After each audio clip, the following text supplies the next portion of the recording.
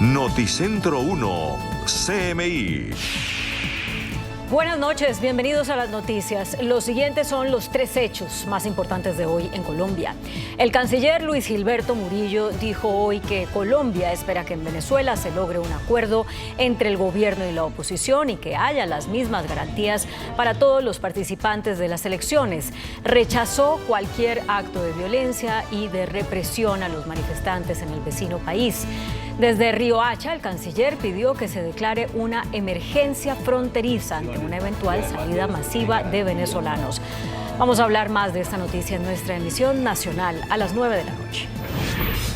El gobierno y el ELN estarían a un paso de retomar los diálogos de paz y de descongelar la mesa de conversaciones. CMI pudo establecer que todo depende de que el gobierno expida un decreto en el cual retire de la lista de grupos armados organizados al ELN.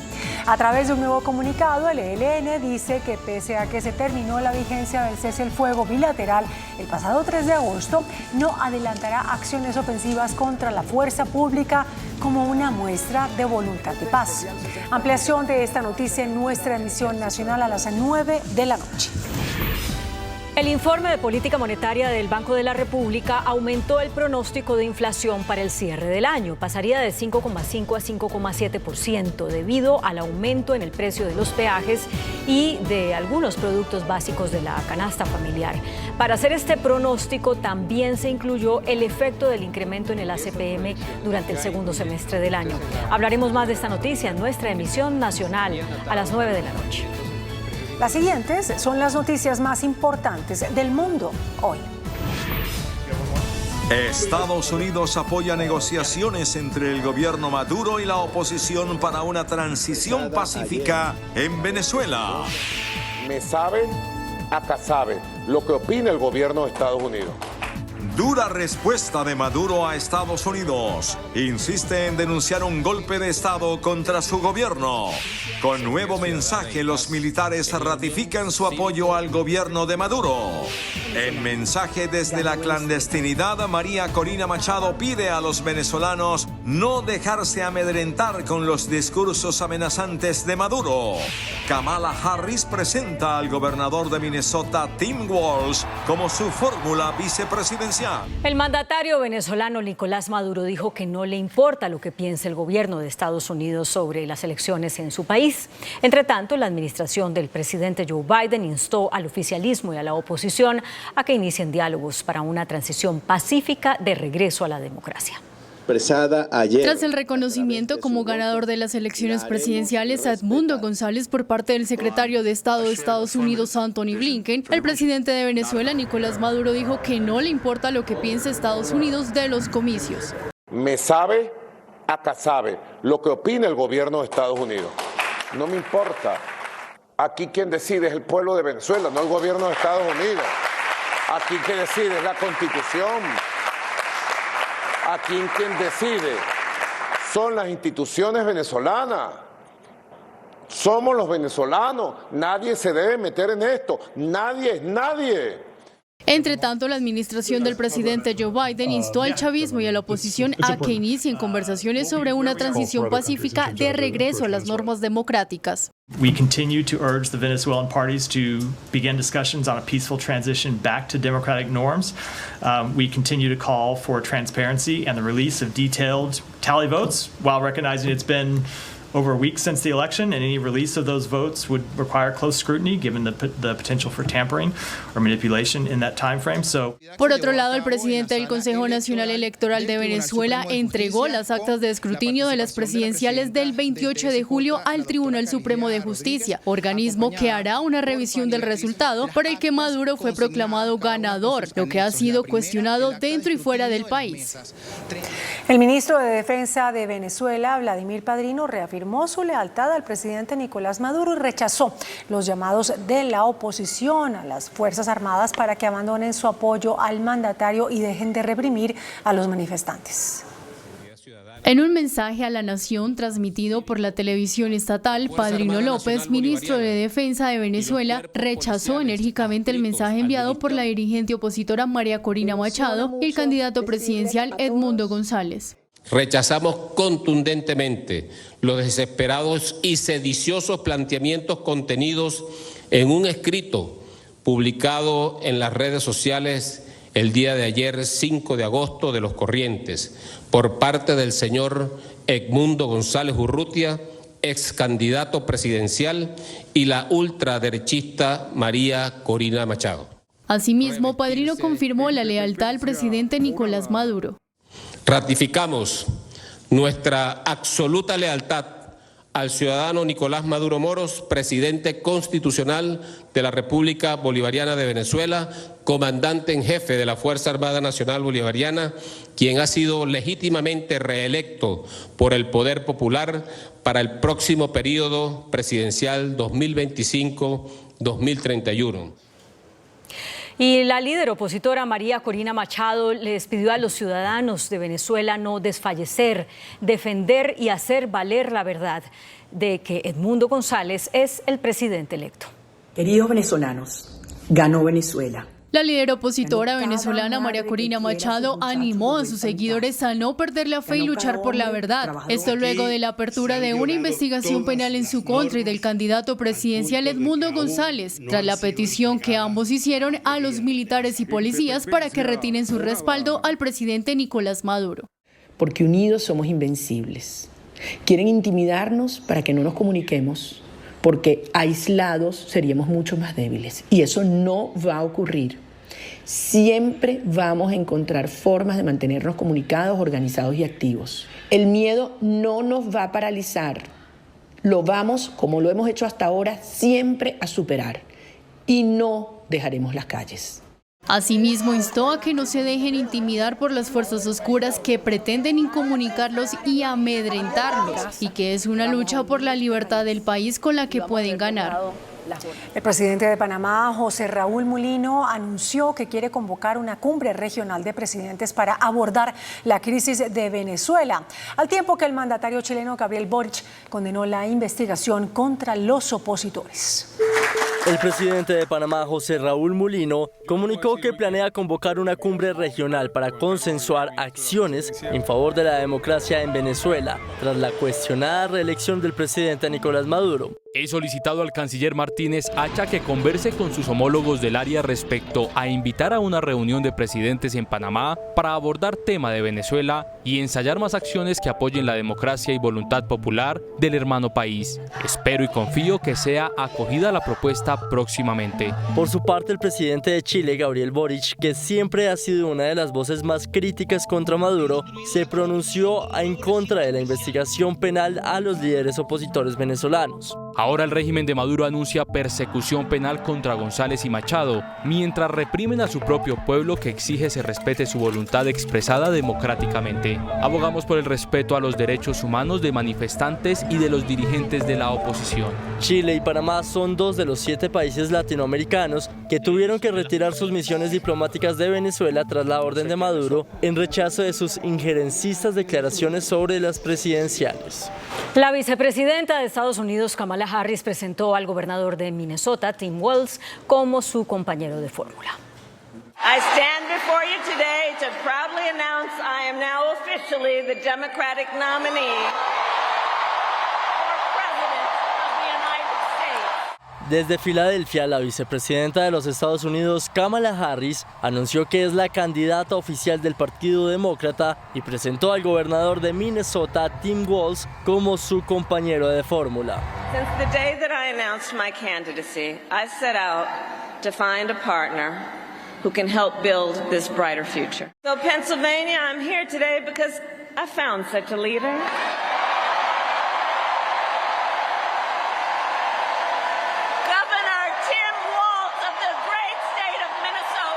Walz es maestro, está actualmente en su segundo mandato como gobernador del estado y preside la Asociación de Gobernadores Demócratas. Además, sus raíces en el medio oeste estadounidense lo ayudan a conectar con el ciudadano de a pie y podrían atraer al votante más conservador, mientras que su historial de apoyo a las causas progresistas, como la legalización del cannabis y el aumento de la protección para los trabajadores, tanto de representante en un distrito de tendencia republicana en el Congreso Congreso, como durante su tiempo como gobernador, apelaría a los independientes. De igual manera cuenta asimismo con el respeto del Pentágono y el ala militar por ser veterano de la Guardia Nacional.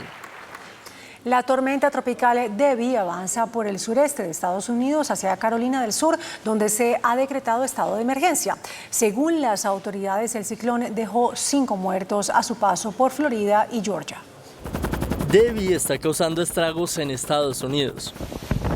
El temporal alcanzó la costa de Florida y el sur de Georgia como un huracán de categoría 1, provocando la muerte de 5 personas y con vientos sostenidos de 120 kilómetros por hora. Con lluvias torrenciales y amenaza de inundaciones, la tormenta tropical avanza rumbo a Carolina del Sur a una velocidad de 80 kilómetros por hora, por lo que desde la Casa Blanca se declaró emergencia en los 3 estados y se hizo un llamado a sus habitantes. The president has approved emergency declaration requests from the governors of Florida, South Carolina, and Georgia, which will unlock additional federal resources. This storm isn't over yet, so we urge everyone in its path to remain vigilant, heed the warnings of local officials. Según las autoridades meteorológicas de Estados Unidos, la temporada de huracanes de este año en el Atlántico, que va hasta noviembre, se perfila particularmente agitada debido a la elevada temperatura oceánica. Rusia bombardeó un centro médico en Kharkov. El ataque con misiles balísticos dejó 8 personas heridas y destruyó al menos 8 edificios residenciales. El gobierno de Ucrania anunció que investigará este caso como un crimen de guerra. En Argentina, la ex primera dama Fabiola Yáñez denunció en las últimas horas al expresidente Alberto Fernández, mandatario del país entre 2019 y 2023, por violencia de género. La denuncia surge a partir de la filtración a la prensa de mensajes entre Yáñez y la secretaria privada de Fernández, en donde la entonces primera dama le habría contado acerca de agresiones recibidas por parte del exmandatario. Incluso habría incluido material fotográfico. Sin embargo, el expresidente emitió un comunicado en su cuenta de X en el cual dijo que la verdad de los hechos es otra, que todo es falso y que jamás ocurrió lo que ahora se le imputa. En Suiza crearon un proyecto de energía solar con sensores de movimiento que le permiten captar más luz. En Lugano, Suiza, se presentó un proyecto llamado Distrito Solar, el cual se piensa instalar en 18 edificios de apartamentos locales y un jardín de infancia. Estos están equipados con paneles solares, también están conectados a bombas de calor, una batería comunitaria y sistemas de red inteligentes para generar y compartir la mayor parte de la electricidad de la zona.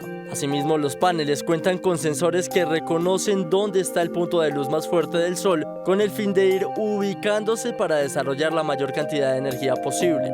Alrededor del 94% de la electricidad generada por la energía solar, que no se utiliza directamente, se comparte o se consume localmente. Buenas noches, bienvenidos a Entrevistas CMI. Se cumplen 2 años del gobierno del presidente Gustavo Petro y sin duda el sector transporte ha sido uno de los que ha registrado grandes retos en los últimos 24 meses. Nos acompaña esta noche la ministra de Transporte, la doctora María Constanza García. Usted ha sido viceministra de Infraestructura, ha estado acompañando la dirección de Invías y hace un mes tomó la dirección de la cartera de Transporte. Ministra, ¿cuáles son los grandes retos que ha tenido el transporte durante estos 2 años? Buenas noches, Luisa Fernanda. Bueno, yo creo que para empezar de los grandes retos es la reactivación férrea, poder avanzar también en vías terciarias, pero hablando de reactivación férrea muy importante y es, hoy el país tiene un reto y es cómo avanzar en la intermodalidad. Nosotros recibimos un país donde el 90% de las inversiones, pero además el 90% de la carga se mueve en el modo carretero. Y uno de los grandes propósitos que tenemos es poder cambiar, avanzar hacia la intermodalidad y ahí las inversiones y el propósito de la reactivación férrea juega un papel crucial en esa decisión. Desde que llegamos al gobierno decididamente miramos un portafolio de proyectos, una meta que tenemos de plan de desarrollo de estructurar y o adjudicar 1.817 kilómetros. Ya hemos dado unos pasos muy importantes. En días pasados abrimos la primera licitación férrea, la primera licitación APP, 526 kilómetros con una inversión de 3.4 billones de pesos que nos va a permitir conectar el centro del país hacia el Caribe de nuestro país, hacia los puertos. Y adicionalmente avanzamos en proyectos estratégicos, la reactivación del corredor del Pacífico, la conexión del corredor Bogotá-Belencito hacia la red central, proyectos como el canal interoceánico Cupica, en el Darién chocoano, en la parte del Urabá chocoano, y un proyecto muy importante también que es el proyecto Villavicencio Puerto Gaitán. Lograr estas inversiones, lograr confiabilidad en el modo férreo, le va a permitir al país ser más eficiente, reducir un 26% del costo de la logística, tener un mejor equilibrio en la intermodalidad y poder realmente pues, generar un avance en la forma como se mueve nuestro país. Ministra, usted ha tocado principalmente el tema férreo y sin duda con la llegada del presidente Petro se ha notado una inclinación hacia ese modo de transporte.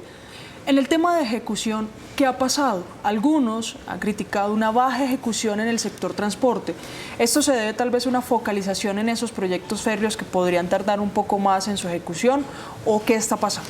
Bueno, yo creo que lo primero es contar hoy la ejecución del sector transporte es una ejecución del 79%. Nosotros hoy tenemos compromisos en nuestras diferentes entidades en un presupuesto que suma 12.7 billones de pesos después del aplazamiento que tuvimos. Inicialmente teníamos 13.96, nos fueron aplazados 1.27 billones de pesos y hoy registramos un 79% de compromisos. En giros estamos hablando de un 26%, quiere decir que nosotros hemos girado en lo que va corrido del año 3.2 billones de pesos y hemos comprometido 10 billones de pesos. Al contrario, yo creo que hoy el sector transporte muestra unos indicadores muy importantes en términos de ejecución. Ahora, este sector tiene ejecución en la aerocivil, en todo el modo aéreo, en el Invías, en el modo carretero, en el modo fluvial, en la ANI, en el modo carretero, en el modo aeroportuario. Entonces es un portafolio de proyectos, sin dejar de un lado que estamos hablando de proyectos de infraestructura, proyectos que requieren estructuraciones, proyectos que el hecho de que el indicador de los giros, que es este 26%, no significa que no se estén haciendo las obras y que en la medida que se avanzan las obras, pues se generan también los pagos y finalmente se termina con el giro, que es de lo que se habla en este porcentaje de giros del 26%. Pero, ministra, ¿en qué se ha enfocado la ejecución y por qué permanecen las críticas hacia el estado de vías, tema de seguridad, vial principalmente, en tema de infraestructura también, especialmente de vía terrestre? Bueno, yo creo que para eso lo primero que hay es que entender cómo funciona el sector transporte. Sí. Nuestro sector tiene 3 entidades en específico, que son la ANI, el Invías y la Aerocivil. Estas 3 entidades concentran el 95% de la ejecución del sector.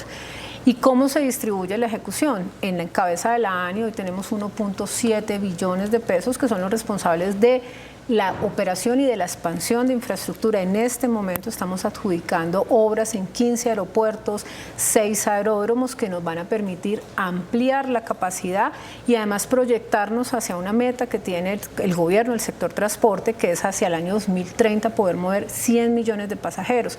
Este modo en particular, el año pasado tuvimos un incremento de 4.5 millones de pasajeros, lo que corresponde a un incremento del 2.9%. Por otro lado, tenemos un Invías responsable de la administración de 10.200 kilómetros de carreteras, responsable del mantenimiento, que tiene un recurso cercano a los 4.3 billones de pesos, que hoy de esos 4.3 está en tránsito de lograr también compromisos para contratos de mantenimiento de nuestra infraestructura, para el programa de caminos comunitarios de La Paz y un programa muy importante que es Colombia Avanza. Y los mayores recursos están asignados a la Agencia Nacional de Infraestructura, principalmente lo que son las vigencias futuras para honrar los compromisos de los contratos de concesión, principalmente carreteras. Ahí se concentra el presupuesto y la ejecución. Otras entidades como la Agencia de Seguridad Vial, que tiene un presupuesto de 160.000 millones, hoy reporta ya una ejecución del 80%. Entonces yo creo que el sector, al contrario, en este año hemos logrado un avance importante en la ejecución.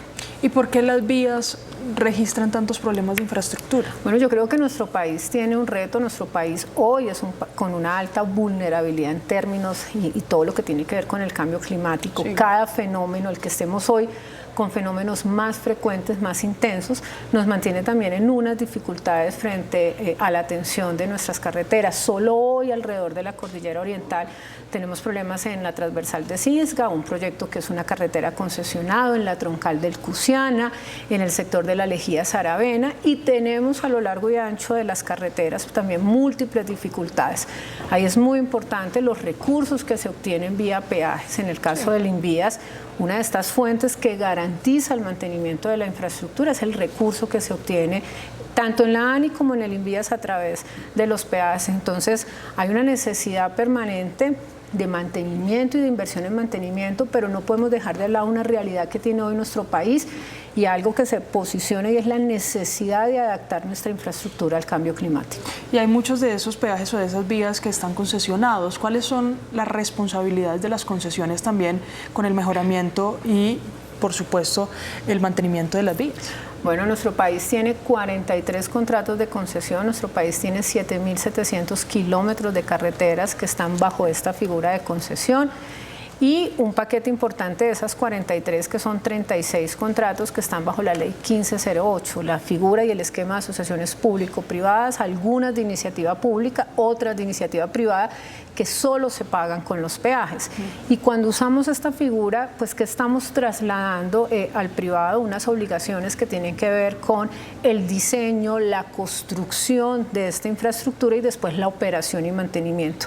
En ese caso, se supone los concesionarios pues tienen la responsabilidad frente a la construcción, la operación y el mantenimiento.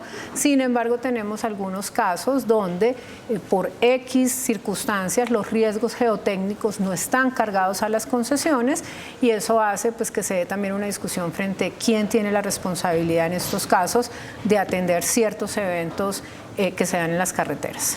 Pero ejemplo, ¿la vía al llano está dentro de esos casos? Está dentro de esos casos. En la vía al llano tenemos identificados 55 puntos críticos que requieren pues inversiones que pueden estar del orden de 1.2 billones de pesos, y en ese caso en particular estos puntos críticos no hacen parte de lo que en su momento se contrató y se pactó en el contrato de concesión, que en este caso es una IP, no tiene recursos de lo público, se mantiene con el recurso que se obtiene de los peajes. Usted toca 3 puntos importantes, ministra: el tema de las vías, que tengo algunas preguntas para eso, el tema de las concesiones y el tema de los peajes. Iniciemos por peajes. Hace muy poco, de hecho el 1 de agosto, se registró un segundo aumento en el valor de los peajes o de la tarifa de peajes en el país. El aumento que se esperaba era cercano a la inflación del año pasado, que estuvo por encima del 9%. Sin embargo, fue del 4,6% ese aumento.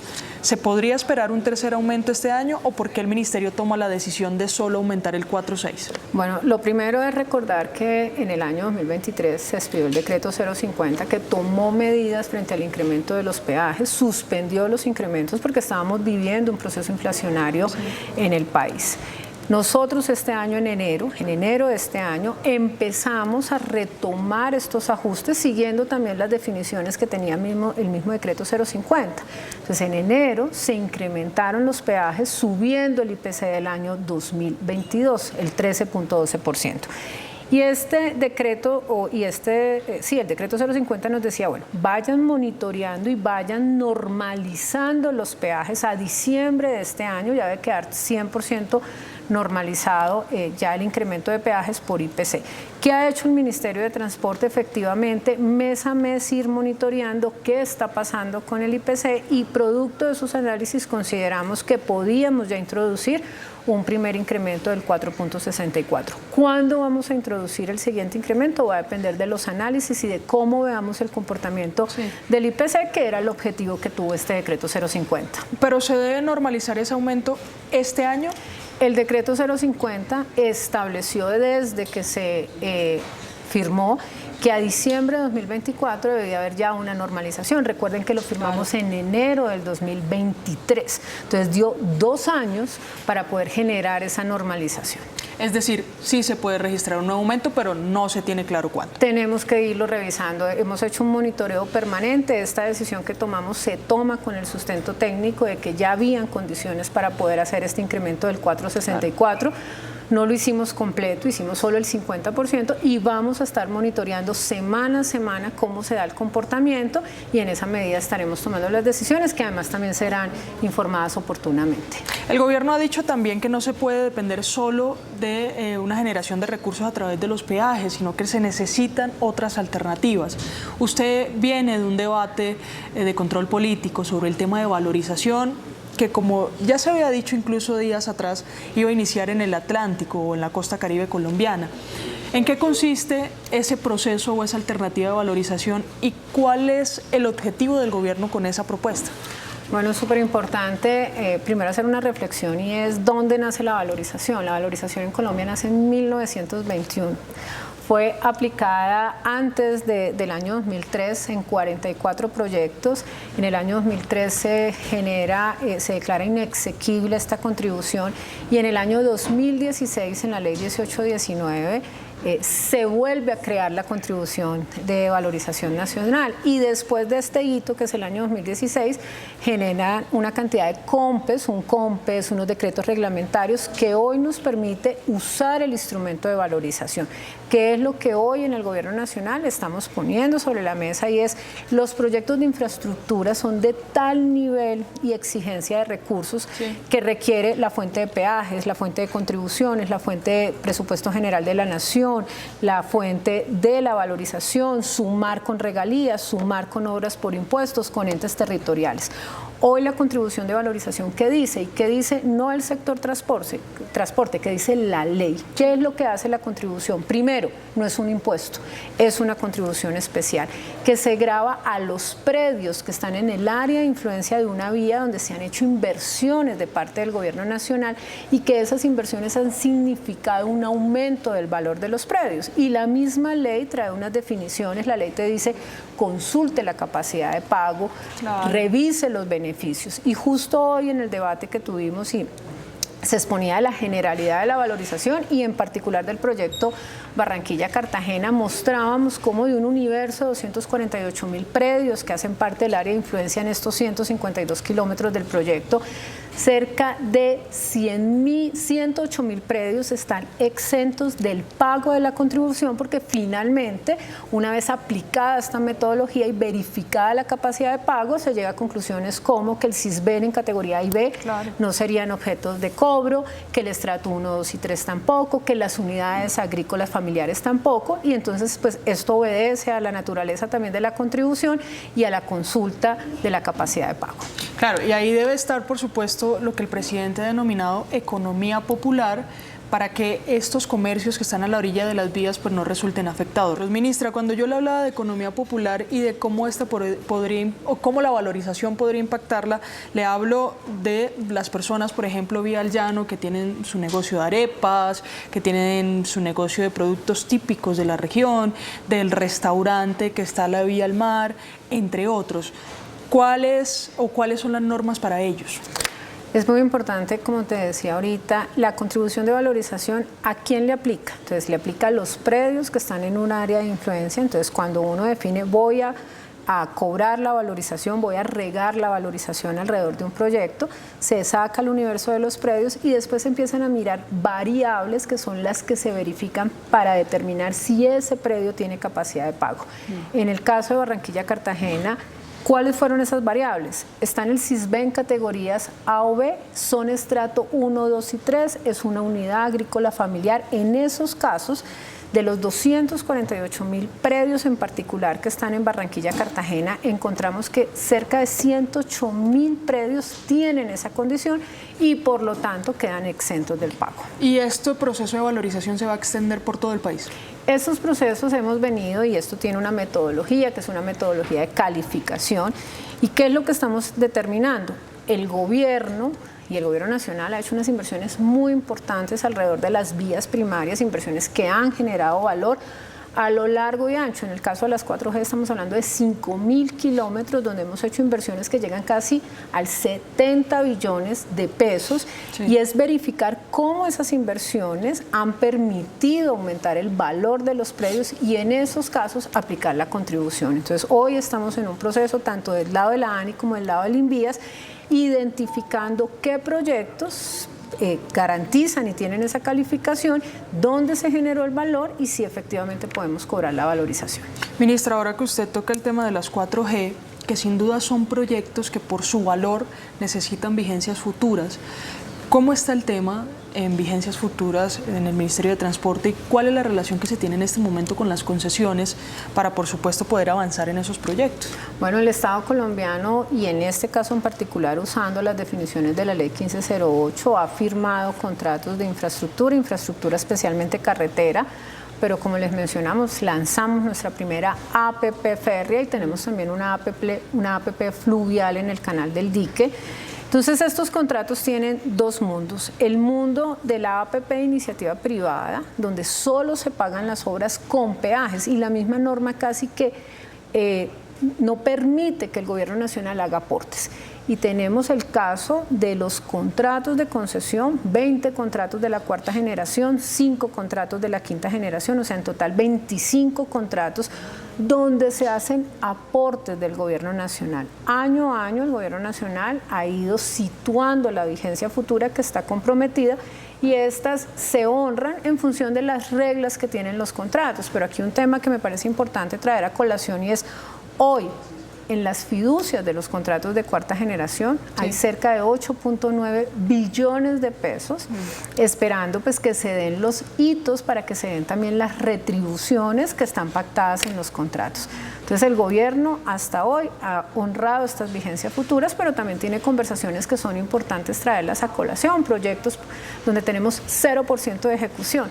Donde tenemos en vigencias futuras en una fiducia más de 1.8 billones de pesos o proyectos donde hemos tenido que tomar la decisión de llegar a una terminación porque un tribunal de arbitramiento nos da una orden de terminar. Entonces aquí hay también una cantidad de realidades que generan discusiones y que generan también decisiones frente a cómo se usa este recurso público. ¿Qué tipo de decisiones, ministra? Porque si ustedes están realizando la revisión, valga la redundancia, de esos proyectos con vigencias futuras, pues ¿qué han encontrado y qué medidas pueden tomar? Bueno, nosotros hace poco la ANI tomó la decisión y esto siguiendo las instrucciones de un tribunal de arbitramiento de determinar, por ejemplo, el contrato Bucaramanga-Pamplona.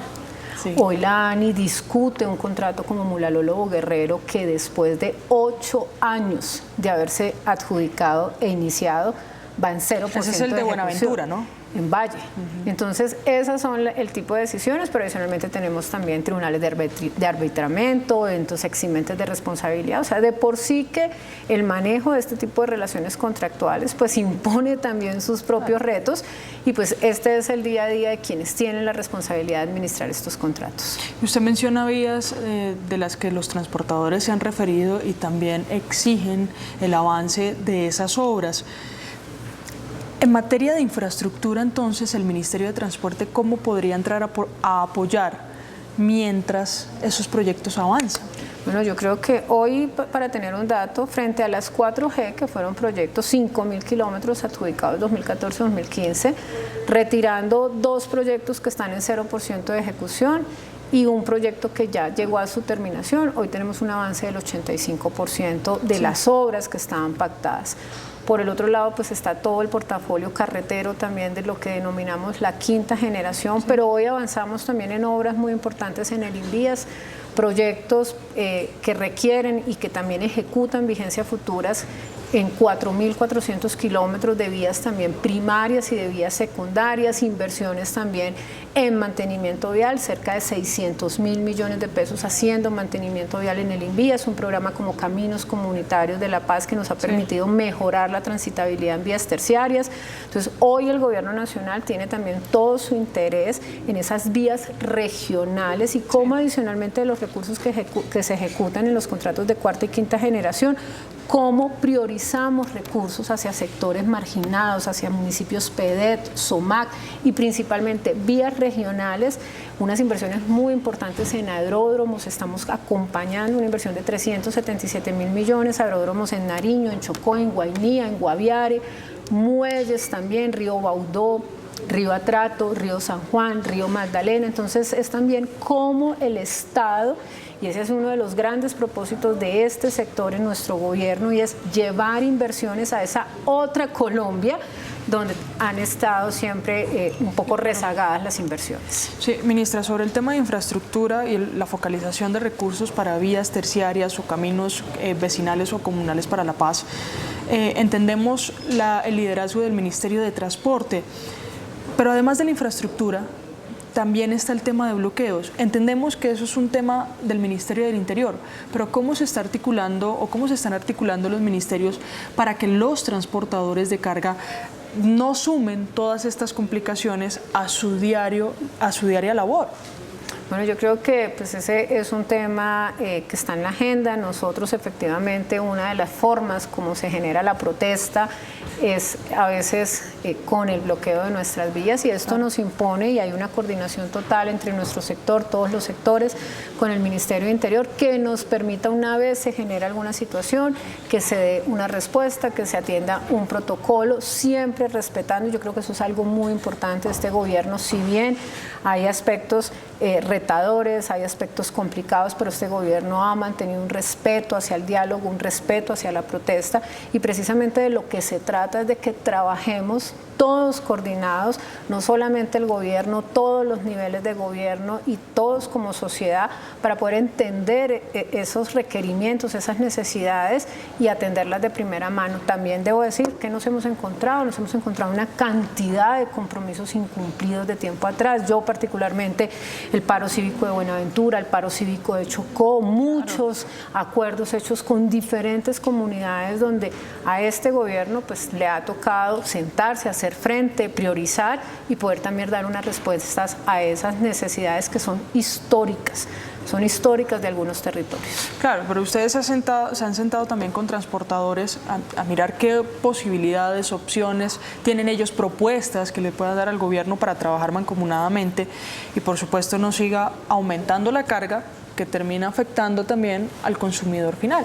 Sí, claro, nosotros particularmente mantenemos un diálogo permanente con los transportadores de carga, con los diferentes gremios, y ahí mantenemos un diálogo en doble vía, encontrando qué es lo que está pasando, cómo podemos minimizar. Yo creo que si uno hace una verificación de lo que ha pasado en términos de bloqueos, uno va a encontrar que realmente el gobierno ha permitido responder a tiempo y minimizar los efectos de estos bloqueos que se dan en algunas oportunidades en nuestras vías. ¿Qué responder sobre el tema de puertos, ministra, que aseguran los transportadores por problemas de infraestructura se está complicando la llegada a los puertos, incluso la salida con carga de ellos?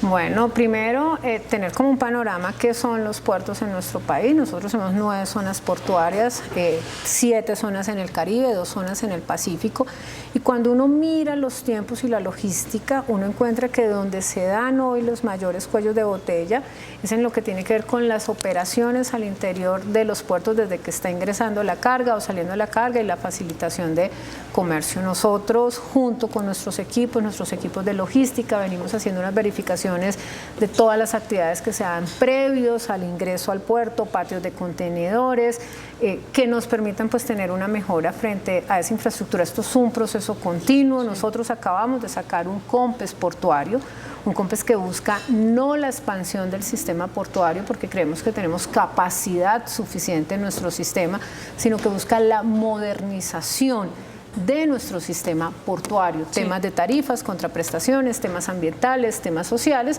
y también cómo lograr mejoras en todo lo que tiene que ver con la facilitación del comercio, que también estaba establecido desde nuestro COMPES de logística. ¿Y cuándo podríamos conocer ya un proyecto en sí materializado para esa modernización? Nosotros, junto con Buenaventura, con los puertos de Urabá, con los puertos de Barranquilla, Cartagena, Santa Marta, venimos pues impulsando esta mejora en el servicio. Y como recuerden ustedes también que nuestra operación portuaria hoy en día es 100% privada. O sea, esta operación está en cabeza de 90 concesiones portuarias que obtienen un derecho de concesión a través de la ANI, y pues ahí también hay una coordinación, unas obligaciones a través de estos grupos privados. Se nos está acabando el tiempo, ministra, pero no la puedo dejar ir sin preguntarle por el tema del diésel. Sabemos que es una decisión que se toma en conjunto con el Ministerio de Hacienda y que depende más de ellos que de ustedes, pero son ustedes los encargados también de mediar esta propuesta entre transportadores y Ministerio de Hacienda. Hasta el momento, ¿qué se conoce? ¿Habrá o no habrá aumento del diésel? Bueno, yo he venido acompañando justo ahorita 2 reuniones con el Ministerio de Hacienda, el Ministerio de Minas, con los representantes del gremio de la carga principalmente y también del transporte público, el transporte intermunicipal, donde lo que está sobre la mesa es la revisión de la fórmula, donde lo que está sobre la mesa es, bueno, cómo se están también implementando controles frente a las tarifas de transporte de carga, y este es un diálogo que se mantiene entre el gobierno y entre estos representantes para poder tomar las mejores decisiones sin perder de vista que efectivamente hoy hay un impacto en las finanzas del gobierno por cuanto se está subsidiando, y que esto pues también debe ser regularizado y normalizado para lograr también tener unas eficiencias en esos recursos y poder lograr unas inversiones en otros sectores que requieren decididamente de inversiones. Pero el compromiso es no aumentar el valor del diésel hasta que se logre un acuerdo. Se está en una discusión como te digo, donde está el ministro de Hacienda, donde nosotros estamos acompañando, y el Ministerio de Minas, y pues se va llevando esta conversación. Ministra, muchas gracias por acompañarnos esta noche, se nos acabó el tiempo, sin embargo sabemos que el sector transporte tiene varios temas de los que hablar. Gracias por estar acá. Muchísimas gracias, un gusto.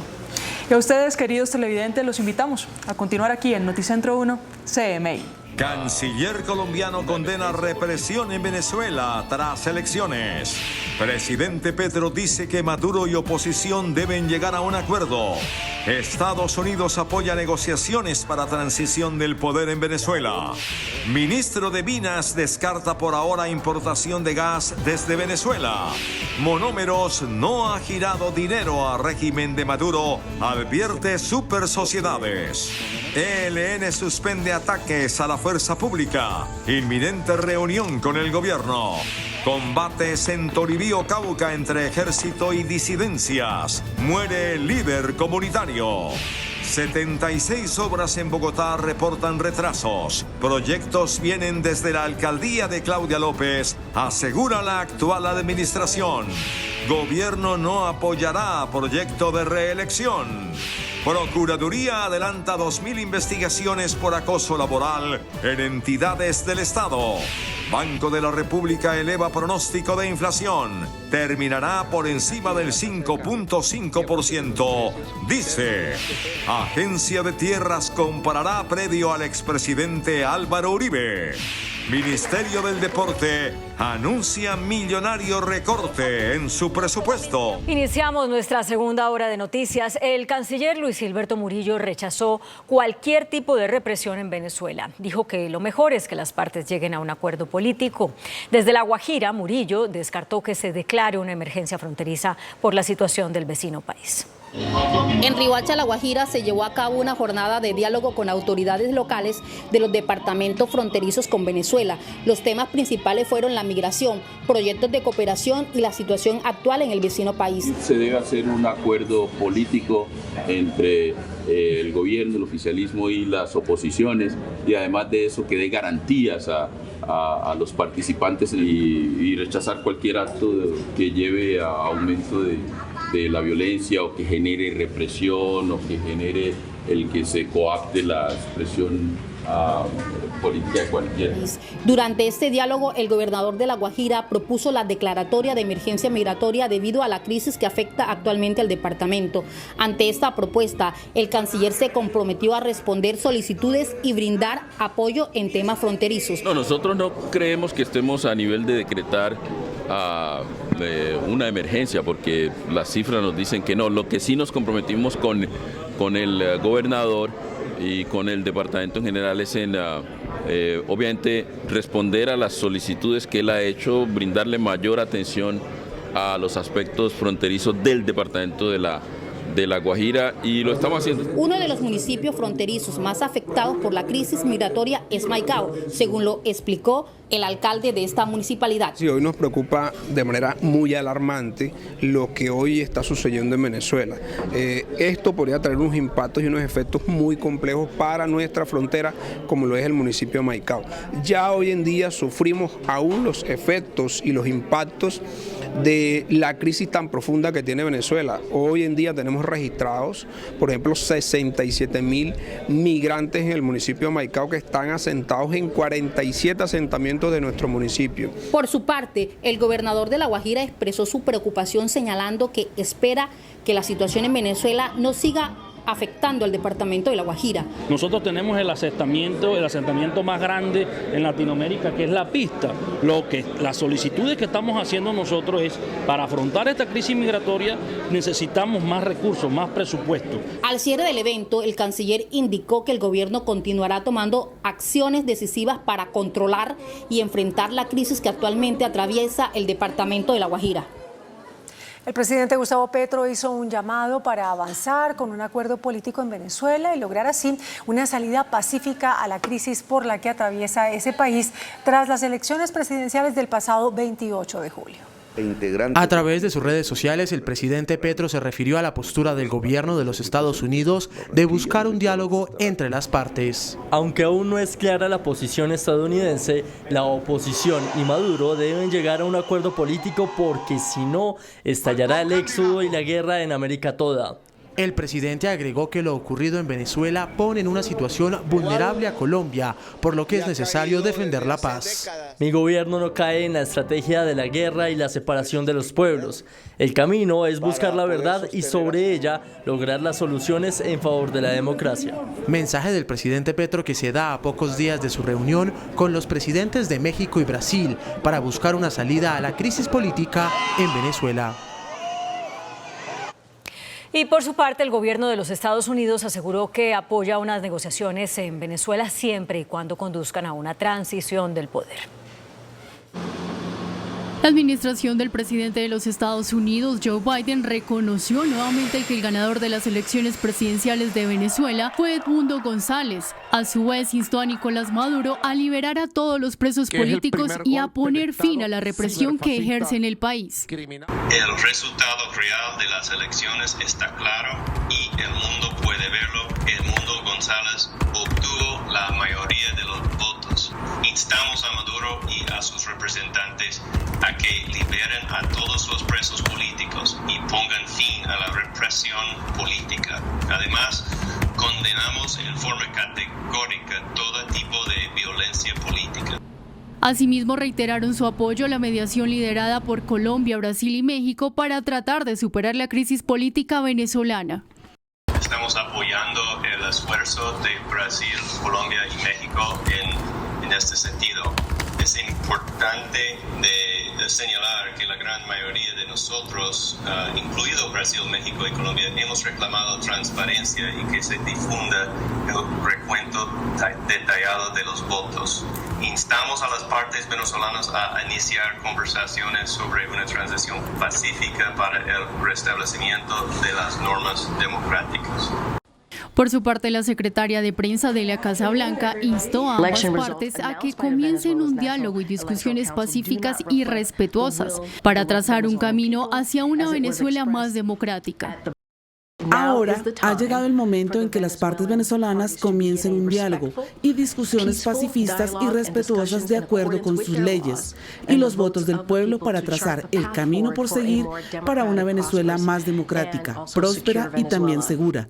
Entre tanto, los organismos internacionales continúan instando la publicación de las actas electorales en físico que demuestren la victoria de Maduro en las elecciones.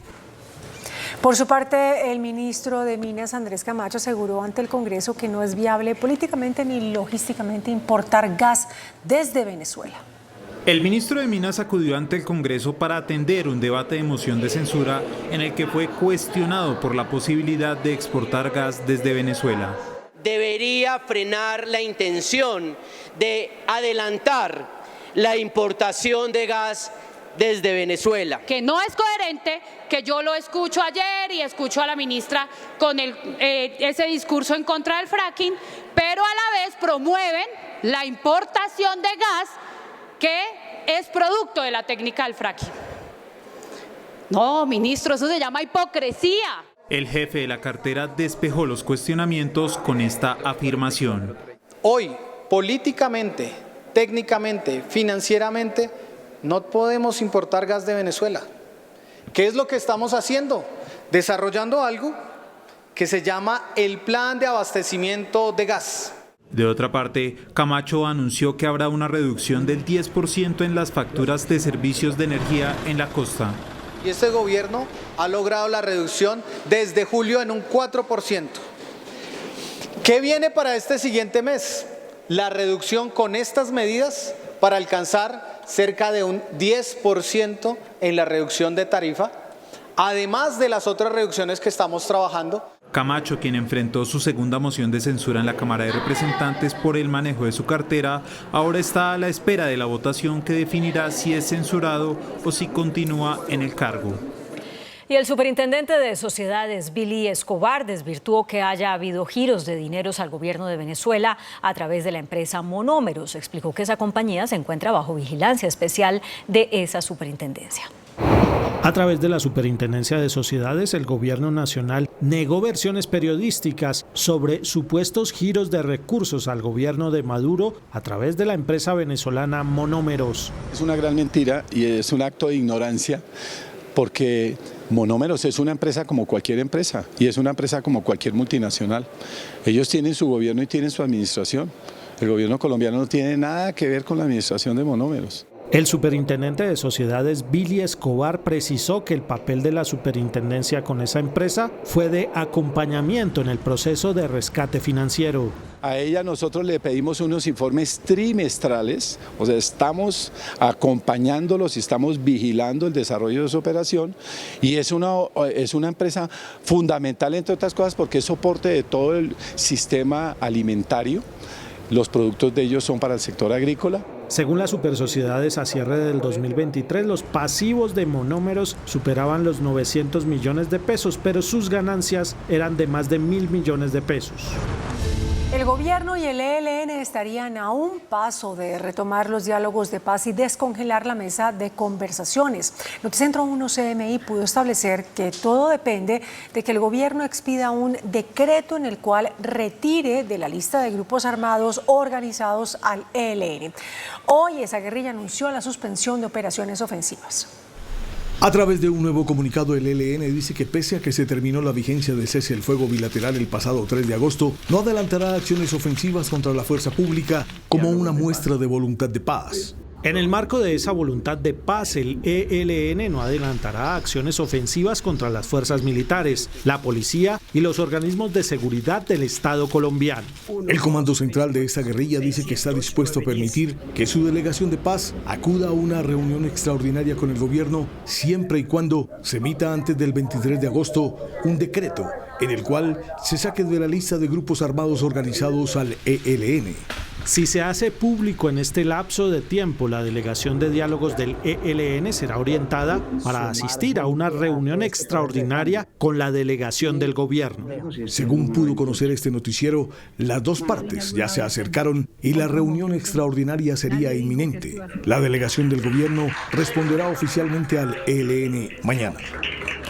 En el Cauca ha habido combates entre grupos armados con la intervención de las fuerzas militares. En medio de los enfrentamientos se confirmó la muerte de un líder comunitario. Fuertes combates se presentaron durante todo el día en zona rural del Toribío, departamento del Cauca. Inicialmente se dio entre dos grupos ilegales de las disidencias FARC, el Frente 57 y la columna Dagoberto Ramos. Luego llegó el ejército y hubo enfrentamientos. Hacemos un llamado a estos actores para que excluyan a la población civil de este conflicto y eviten que la gente viva en zozobra, en miedo, en confinamiento y de pronto pueda presentarse un desplazamiento. La comunidad indígena que hace presencia en esta región del país aseguró que un líder comunero habría muerto en medio del cruce de disparos. Ante la grave situación de orden público, se han visto afectados los menores de edad. Están sin clases en los colegios. Decenas de familias se han visto obligadas a confinarse. 2 guerrilleros del Ejército de Liberación Nacional se entregaron a las fuerzas militares en medio de combates en el departamento del Cauca. La entrega voluntaria de las 2 integrantes del ELN se dio en el cañón del Micay, donde se hizo el despliegue de más tropas para evitar la expansión de las disidencias y del ELN, que según el Ejército tendrían una alianza en esta región del país. Además, se confirmó que un disidente de la Segunda Marquetalia fue abatido en Santander de Quilichao.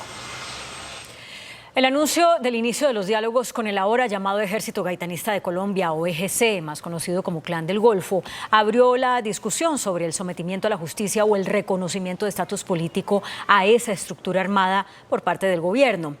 Por ahora, para algunos analistas, el hecho de que el Estado Mayor de ese grupo se siente a la mesa es prenda de garantía.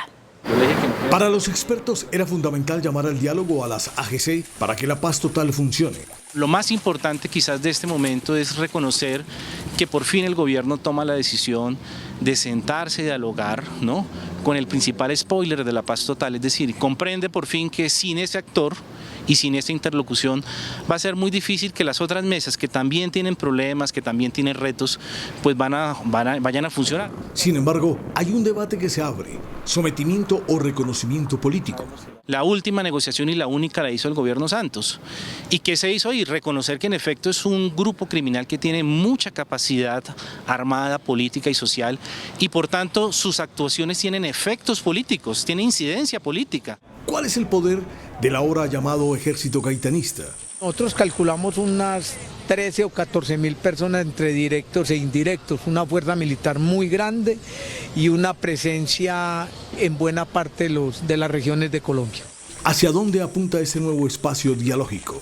Quienes aparecen como voceros representantes del EGC son parte del Estado Mayor, y ahí está el caso del llamado comandante Javier, que es el máximo responsable de esta gente.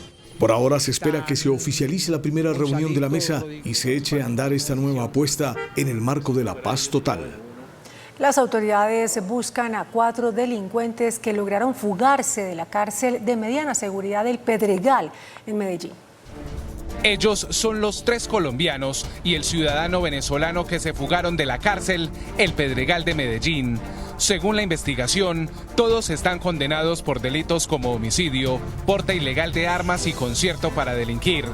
Las autoridades revelaron que los presos estaban alojados en el pabellón 5 de delincuencia común y al parecer violaron el esquema de seguridad de las garitas 5 y 6, zona en la que aprovecharon el mal estado de una malla que reporta una falla geológica por un derrumbe.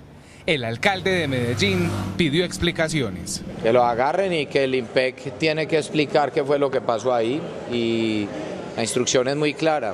Todos esos criminales hay que buscarlos y que no vaya a ser ahorita pues que los vayan a nombrar voceros de paz. La cárcel de alta y mediana seguridad del Pedregal es considerada una de las más seguras del departamento y actualmente tiene 2.562 hombres y 1.089 mujeres. La Asociación Colombiana de Empresas de Medicina Integral, ASEMI, que es el gremio de las EPS, solicitó la revisión del informe de la Contraloría sobre los hallazgos fiscales en el uso de recursos de la salud por parte de esas entidades. La próxima semana las EPS y el Contralor adelantarán una reunión para analizar los hallazgos fiscales de ese ente de control en el manejo de recursos de la salud por parte de las EPS en pandemia. El contenido de este reporte que cambia ostensiblemente los valores que fueron reportados en los 2 informes anteriores, y hemos pedido una reunión con el señor Contralor que será la próxima semana Desde ASEMI tienen varias observaciones al documento y las presentarán en esa reunión. El principio de anualidad que rige para los presupuestos públicos, que en este caso, de manera particular, es uno de los temas que ha advertido la Contraloría por el uso de la UPC de un año para cubrir obligaciones de años anteriores. El segundo tema tiene que ver con el uso de los recursos del gasto administrativo y otro con la prescripción de las cuentas de la salud. Creemos de la mayor importancia mantener esta discusión en el marco de esos espacios técnicos. Este es el tercer informe de la Contraloría relacionado con el manejo de recursos por parte de las EPS. La exministra de Salud, Carolina Corcho, reiteró sus denuncias sobre un billonario desfalco al sistema de salud en los tiempos de la pandemia de COVID-19. El presidente Gustavo Petro respaldó los planteamientos de la exfuncionaria. Para la exministra de Salud, las irregularidades reveladas por la Contraloría podrían ser el mayor desfalco en la historia de Colombia. Nosotros habíamos hecho una denuncia que por la vía del análisis de los estados financieros de las EPS habían unos déficits, unas inconsistencias de 13.2 billones de pesos en 4 años que no sabemos para dónde se fueron, de los recursos de los impuestos de los colombianos y las cotizaciones. Mensaje que también ha sido replicado por el presidente de la República. Las EPS cobraron, no dieron servicios médicos como era habitual y la plata se esfumó. Encima usaron la deuda pública para subsidiar las nóminas de los empresarios más grandes del país. La exministra también cuestionó los proyectos radicados por la oposición para transformar el sistema de salud. Las propuestas radicadas por parte de la oposición no resuelven el problema. Buscan blindar el negocio y legalizar los mecanismos de corrupción que hasta hoy tenemos en Colombia. La exfuncionaria reitera que actualmente se trabaja con diferentes sectores para lograr el mejor sistema de salud en Colombia. La gobernadora del Valle, Dilian Francisca Toro, y el alcalde de Cali, Alejandro Eder, hicieron un llamado urgente al gobierno para buscar una pronta solución a la crisis de la salud.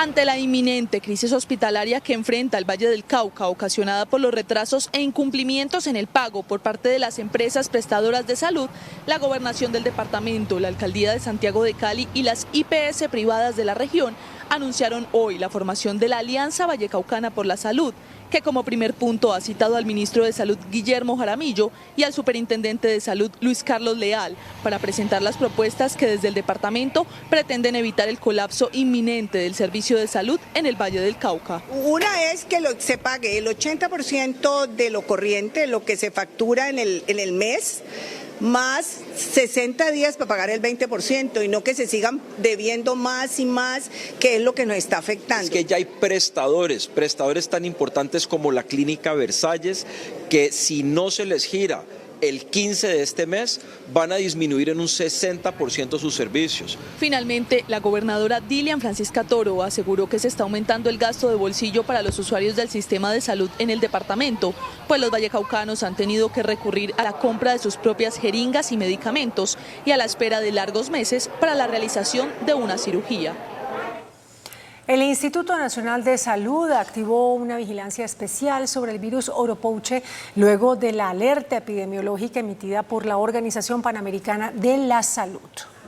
En Colombia se han detectado 87 casos de Oropouche en lo corrido de 2024. Según la Organización Panamericana de la Salud, es un virus parecido al dengue. Solamente tenemos 2 mujeres gestantes que han sido positivas y sus hijos hasta el momento afortunadamente no tienen alteraciones.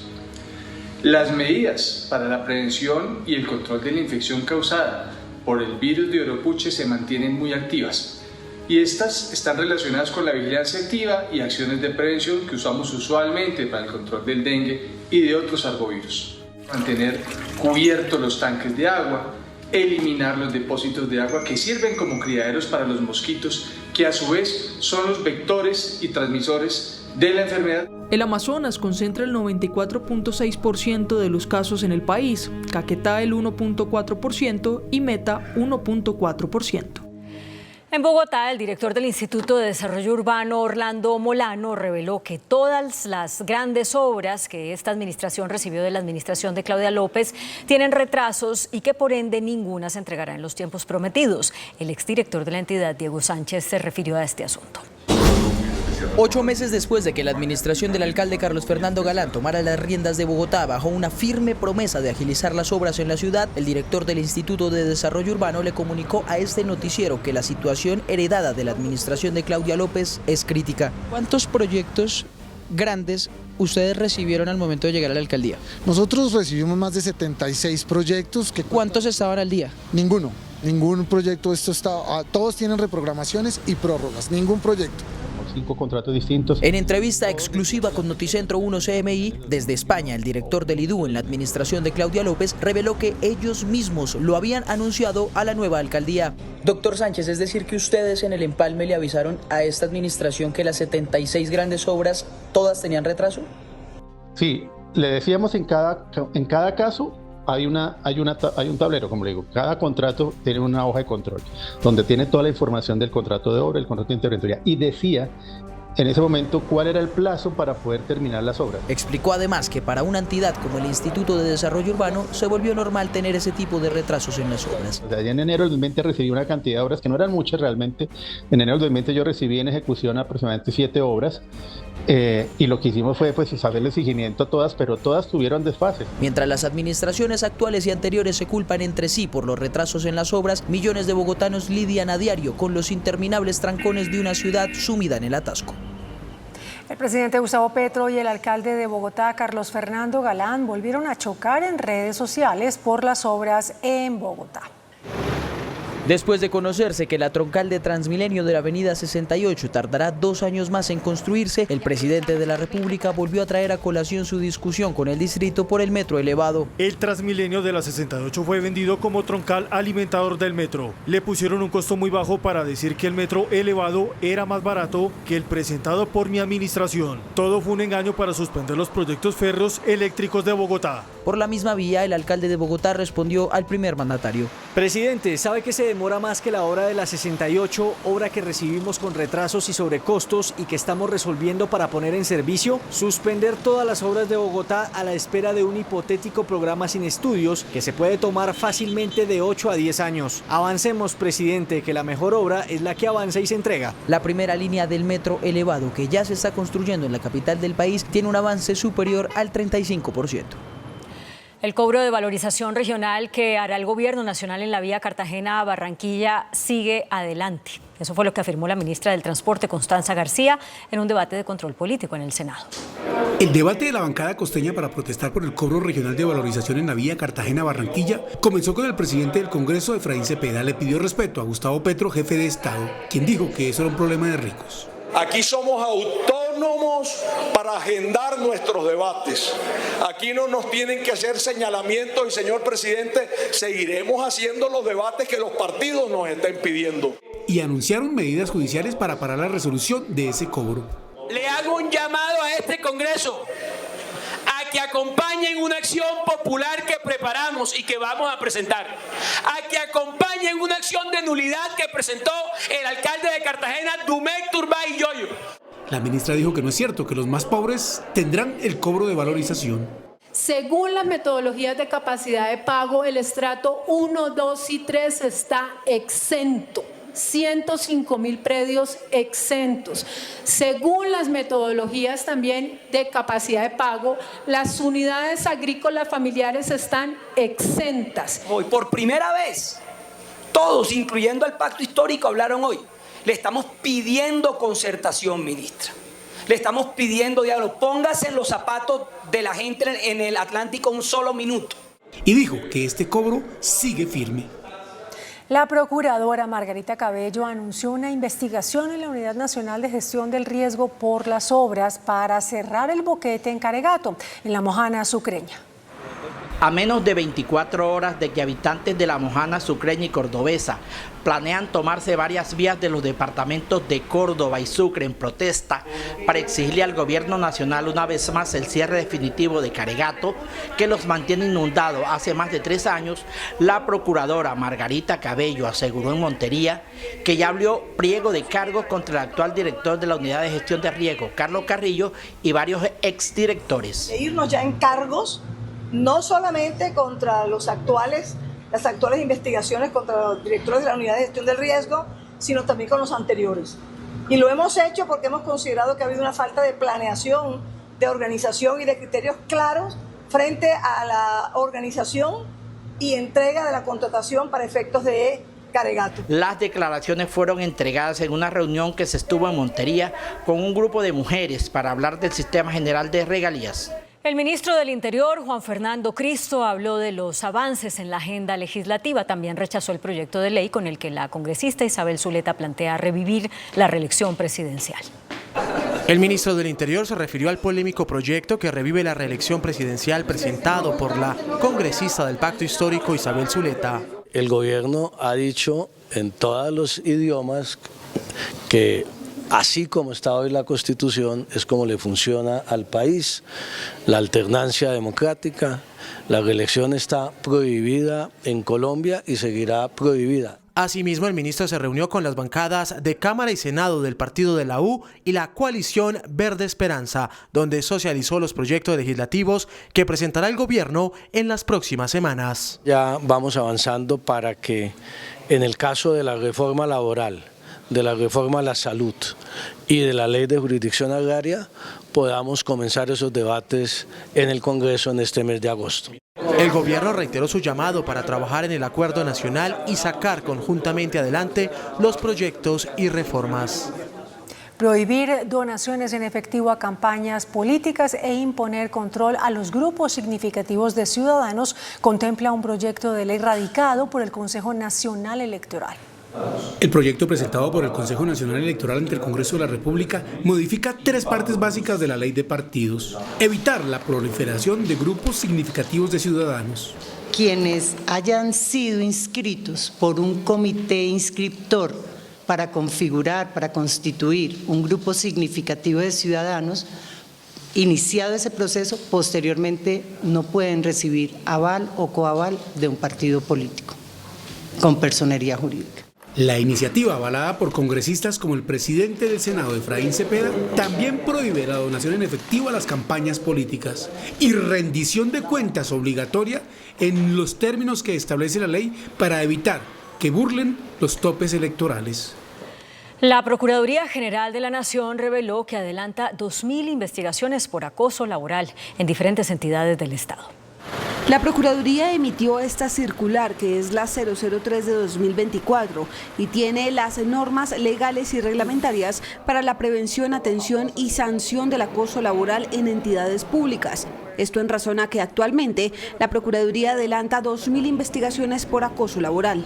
Aunque tenemos la normativa, todavía existe desconocimiento por parte de algunos funcionarios públicos sobre la aplicación de estas medidas que garantizan el derecho al trabajo en condiciones dignas y un ambiente laboral libre de violencias y hostigamientos. Las denuncias que adelanta la Procuraduría son por casos de discriminación, agresión física o verbal y amenazas de despido, en su mayoría contra mujeres. Y la Corte Constitucional dio su aval a la ley para prevenir y sancionar la violencia contra las mujeres en política. Con ponencia de la magistrada Natalia Ángel, la Corte Constitucional aprobó el proyecto de ley que cursó en el Congreso y que busca prevenir y sancionar la violencia contra las mujeres en la vida política. La Corte resaltó que las medidas encaminadas a enfrentar esa violencia son una manifestación de los fines esenciales del Estado. Según cifras entregadas por la senadora María José Pizarro, esa violencia ha incrementado en un 185% desde las elecciones regionales del 2019. Contra mujeres candidatas, y en cambio, a pesar de esa violencia, la representación solo aumentó, solamente el 24,9% alcanzaron algún espacio de representación. Quiere decir que hubo un aumento del 2,5% en relación con las elecciones del 2019. Esto de facto ya devela un problema que ha sido silenciado, naturalizado en el país. La Corte estableció que el reporte de los casos de violencia contra las mujeres en política deberá garantizar la protección a la intimidad de la mujer víctima. El Consejo de Estado admitió para estudio una tutela contra el presidente Gustavo Petro, la fiscal Luz Adriana Camargo y la Unidad de Protección por los esquemas de seguridad de las disidencias de las FARC. La tutela la interpuso un ciudadano que asegura haber sido víctima de amenazas por parte de integrantes del Estado Mayor Central de las FARC, de esa disidencia, liderado por alias Calarcá. Dice que la implementación de esquemas de seguridad, las medidas de cese el fuego y la suspensión de órdenes de captura facilitan el aumento del nivel de riesgo para la población civil. Un intenso debate se registró en la Comisión Primera del Senado por un proyecto de ley que busca prohibir el matrimonio entre adultos y menores de edad. En Colombia está permitido con el expreso apoyo de los padres. Este proyecto tiene veneno. Prohibir en cualquier circunstancia el matrimonio infantil en Colombia llegó a tercer debate en la Comisión Primera del Senado, fue aprobado ya en la Cámara. La discusión fue ardua con una iniciativa que no pudo ser votada hoy. Las niñas colombianas, en un 24%, senador Blanco, se casan antes de llegar a la adultez y se casan con viejos. ¿Sabe qué es lo que está escondiendo este permiso de matrimonio infantil? Pedrastría. Desde 2018, 470.000 menores y adolescentes a partir de los 10 años se habían casado o estaban en unión libre aquí en nuestro país, 470.000. Otros legisladores dijeron que el tema no es el matrimonio infantil, sino el consentimiento que se da y el maltrato al que someten los menores de edad. Estamos buscando el problema donde no está. El problema no es el matrimonio infantil, es el consentimiento de los padres o forzado por la necesidad o movido por la pederastia, etcétera, etcétera. Uno de los temas de mayor discusión es el de las minorías étnicas, donde culturalmente ese matrimonio es permitido. Un juez legalizó la captura y envió a prisión a Javier García Rojas, alias Maracuyá, también conocido como Narco Invisible. Rojas y su hermana Ruth García son señalados por la Fiscalía como integrantes de una organización que usaba dineros producto del narcotráfico para lavar activos mediante la compra y venta de bienes. Un juez les impuso medida de aseguramiento. Y otros 4 narcos denominados invisibles, solicitados en extradición, fueron sorprendidos delinquiendo por el FBI de los Estados Unidos y la Interpol. 4 integrantes. En entrevista con Noticentro 1 CMI, el coronel Edwin Urrego, director de la DIJÍN e Interpol, reveló la cifra de narcos invisibles que han sido capturados en 2024. 117 narcotraficantes capturados. La mayoría de ellos son extraditados, son solicitados por los diferentes gobiernos a través de notificaciones rojas de Interpol. El más reciente operativo permitió la captura de 4 narcotraficantes dedicados a enviar cada uno 1 tonelada de cocaína hacia los Estados Unidos. 3 de ellos miembros de una misma familia. Normalmente emplean personas de confianza para poder enviar las sustancias estupefacientes y de esta forma evitar el control de las autoridades. Camuflarlos o contaminar troncos, los cuales iban en embarcaciones hacia puertos de Miami. Las autoridades tienen identificados a al menos 75 narcos invisibles a los que les siguen la pista. La Procuraduría llamó a juicio disciplinario a Jorge Zorro porque como viceministro de Cultura viajó a Venezuela sin autorización. Según el pliego de cargos, Jorge Ignacio Zorro viajó a Caracas el 31 de enero de 2023 en representación del país, pero sin que se cumpliera el requisito del acto administrativo para que pudiera estar de comisión en el exterior. Para la Procuraduría, Zorro se extralimitó en sus funciones. También debe responder por la firma de un acuerdo como ministro de Cultura sin haber sido nombrado en propiedad en el cargo. Juan Carlos Cáceres, ex representante de Centros Poblados, llegó a un acuerdo con la Fiscalía y será testigo clave por el caso de la pérdida de 70.000 millones de pesos en el contrato firmado para llevar Internet a las regiones. La Fiscalía otorgó un principio de oportunidad a Cáceres, quien es uno de los representantes legales de las empresas de Centros Poblados, para que sea testigo en el juicio contra el empresario Emilio Tapia, el representante Fernando Duque y el empresario Otomar Lascarra. Juan Carlos Cáceres deberá devolver más de 9.000 millones de pesos y a cambio le será suspendida la investigación por un año. Una grave afectación ha dejado la minería ilegal en las comunidades indígenas de Pueblo Rico en Risaralda.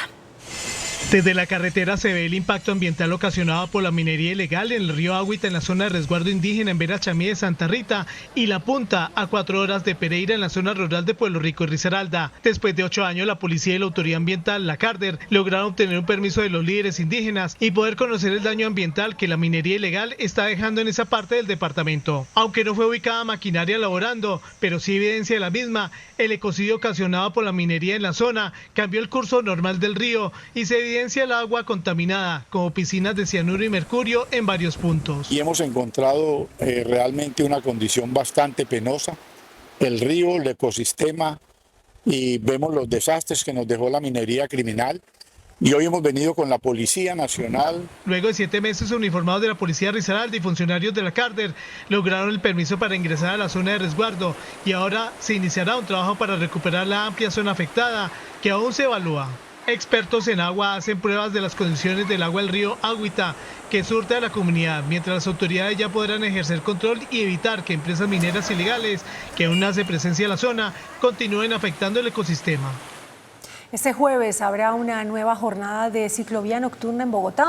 Más de 96 kilómetros de vías serán habilitadas. En conmemoración al cumpleaños número 486 de la capital del país y en el marco del Festival de Verano, la Alcaldía de Bogotá autorizó una nueva jornada de ciclovía nocturna para el próximo jueves. Iniciará a partir de las 6 de la tarde y se extenderá hasta la medianoche.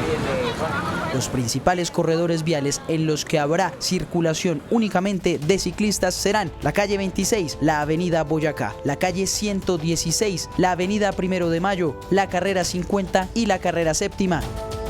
También tengan en cuenta que todos los corredores viales que normalmente se destinan para la ciclovía de los domingos y festivos se utilizarán para esta jornada de ciclovía nocturna. El gerente técnico del Banco de la República, Hernando Vargas, anunció un ajuste al alza de la inflación proyectada al cierre del año. También se revisó el alza del crecimiento de la economía.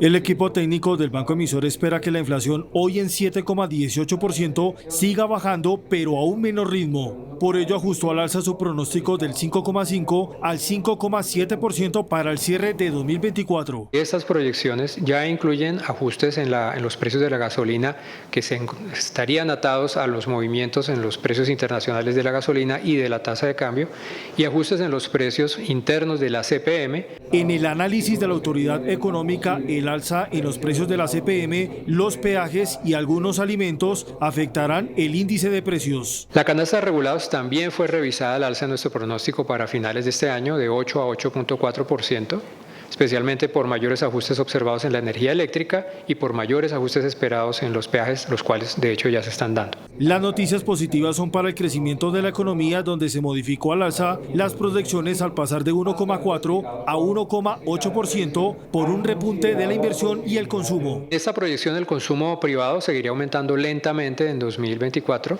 y este lento aumento del consumo es parte del proceso de ajuste de las finanzas de los hogares. El panorama presume una reducción más lenta de las tasas de interés. El director de la Agencia Nacional de Tierras, Felipe Hartman, dijo que la entidad que dirige adelanta estudios jurídicos y económicos para la compra de un predio del expresidente Álvaro Uribe Vélez, perteneciente a la hacienda del Ubérrimo. De esta manera, la agencia inició los estudios de títulos y los análisis jurídicos y técnicos del predio para materializar la compra de 192 hectáreas en Córdoba para que pasen a manos de campesinos sin tierra. Se trata del predio El Porvenir, en el Ubérrimo, propiedad del expresidente Álvaro Uribe Vélez, y el cual puso a disposición estos predios luego de su queja en redes sociales por los altos avalúos en esa zona del país. El director de la entidad ya visitó estas tierras y se mostró de acuerdo con la iniciación del proceso, reiterando que estos buscan garantizar predios productivos para el desarrollo de cultivos. Con ello, el gobierno espera seguir sumando a la implementación de la reforma agraria. Como lo expresa el expresidente Uribe, los funcionarios de la Agencia Nacional de Tierras en sus visitas han recaudado directamente toda la información pertinente.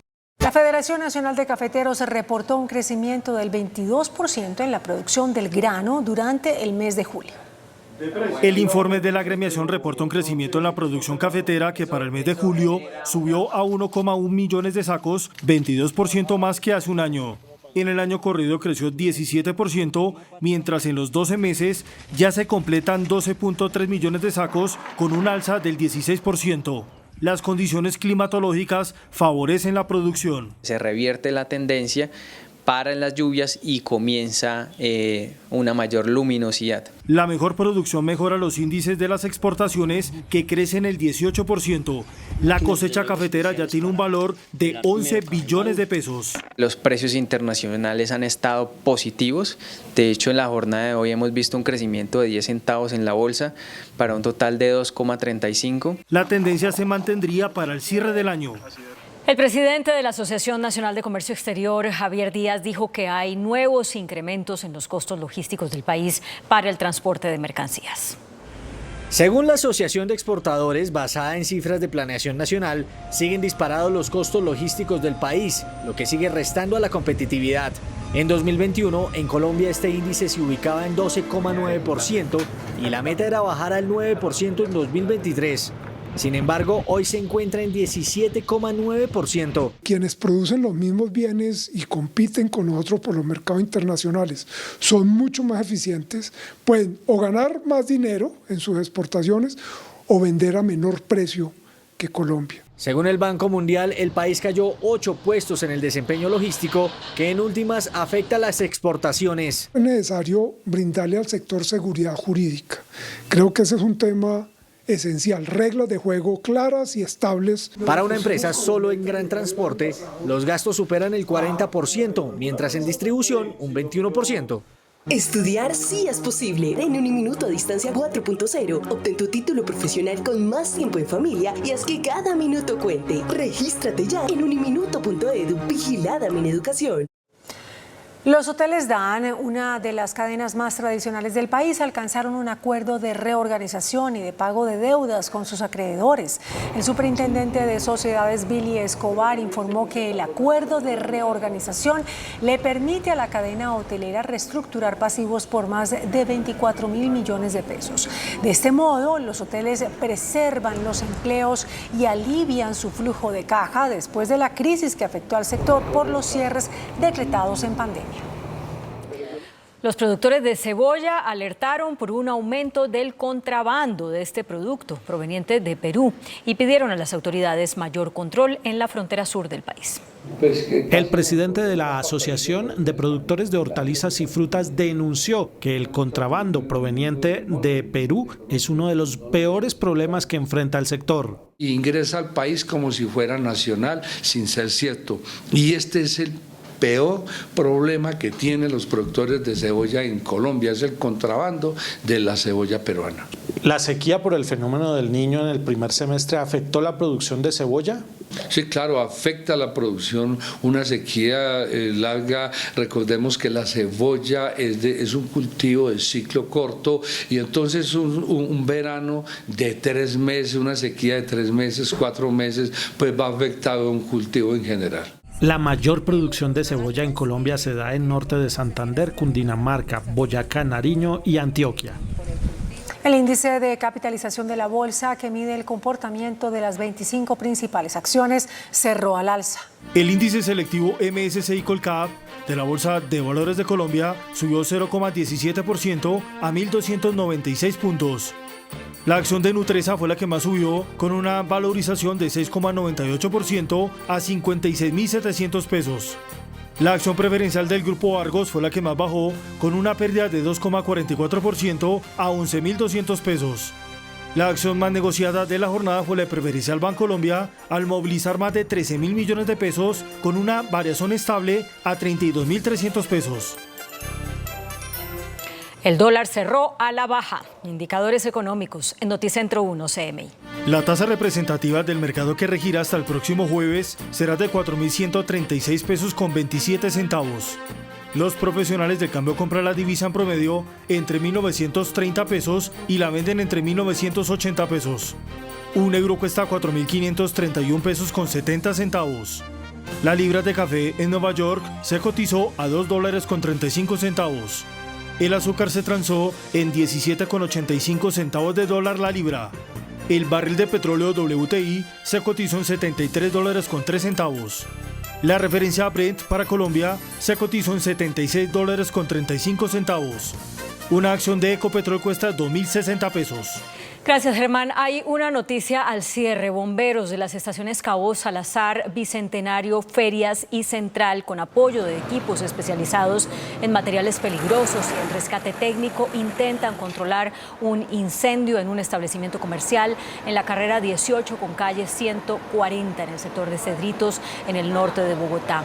Ha habido sobrevuelos por parte del equipo de aeronaves no tripuladas y hasta el momento no se reportan personas lesionadas. Han sido rescatados 2 perros y un ave de una vivienda aledaña. Se están realizando, como decía, sobrevuelos por parte del equipo técnico de aeronaves no tripuladas. Hasta aquí Noticentro 1 CMI.